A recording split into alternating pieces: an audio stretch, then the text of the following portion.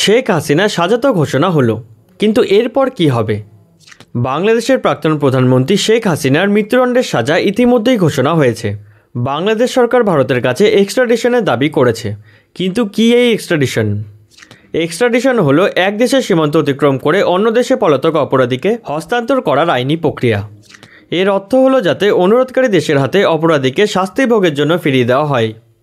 ভারত ও বাংলাদেশের 2013 সালে এক্সট্রাডিশন চুক্তি, যা 2016 সালে সংশোধিত হয়, সেই চুক্তি অনুসারে কোনো অপরাধের জন্য অন্তত 1 বছরের কারাদণ্ডযোগ্য অপরাধীকে পরস্পরের দেশ থেকে হস্তান্তর করা যায়, যদি তা রাজনৈতিক বা সামরিক অপরাধ না হয়। যদি অপরাধ রাজনৈতিক হয়েও ফেয়ার ট্রায়ালের অভাব থাকে, তাহলে অনুরোধ প্রত্যাখ্যান করা যায়।